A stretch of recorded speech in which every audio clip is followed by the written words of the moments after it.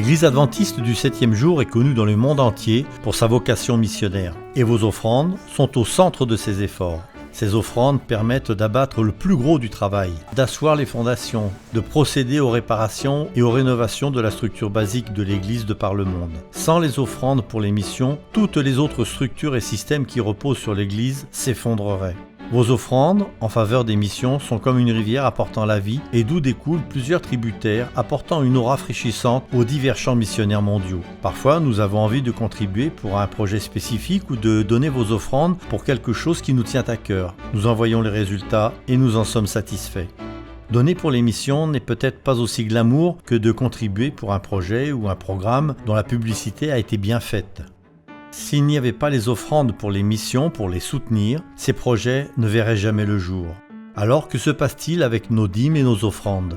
Quand nous rendons à Dieu 10% de nos revenus sous forme de dîmes, l'Église adventiste utilise cet argent pour soutenir les pasteurs et les évangélistes aussi bien que certains enseignants ou autres ouvriers qui sont impliqués dans la propagation de l'Évangile.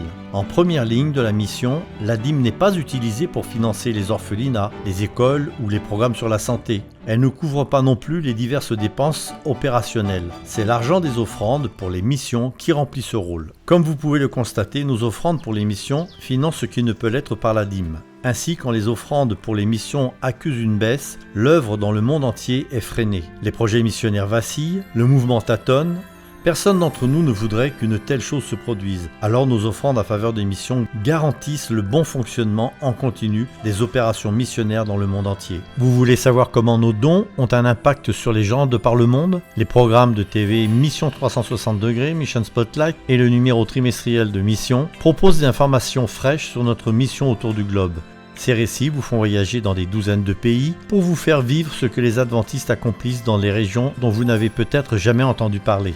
Et qu'en est-il des offrandes pour le 13e sabbat, qui ont débuté en 1912 ? Pendant des années, cette offrande a été considérée comme un surplus, un budget qui avait été établi pour financer le programme de la mission, et une fois cette somme atteinte, tout ce qui restait, le surplus, était utilisé pour financer un projet spécial, choisi spécifiquement pour le trimestre en cours. Cependant, au cours d'une récession dans les années 70, il n'y eut plus de surplus en termes d'offrandes. Les dirigeants d'église votèrent pour que 25% des fonds collectés le 13e sabbat soutiennent des projets spécifiques à chaque division sur une base rotationnelle. À travers vos offrandes du 13e sabbat, vous avez aidé à la construction d'écoles, de dortoirs, d'hôpitaux, de cliniques et d'églises, lancé des bateaux missionnaires et permis la mise en place d'abris, d'imprimeries, d'universités et plus. En fait, vous avez aidé à plus de 1000 projets à se réaliser. Et puisque l'argent de la dîme ne peut être utilisé pour des bâtiments, l'offrande du 13e sabbat a fréquemment été mise à contribution pour financer des projets de construction. Rien de tout cela n'aurait pu être accompli sans l'inspiration du Saint-Esprit et de votre soutien régulier et fidèle à travers les offrandes en faveur des missions. Nous vous encourageons à vous joindre aux adventistes où qu'ils soient afin de considérer dans un esprit de prière ce que vous pouvez faire pour maintenir un flot régulier d'offrandes pouvant apporter une eau vitale aux champs missionnaires mondiaux disséminés un peu partout dans le monde.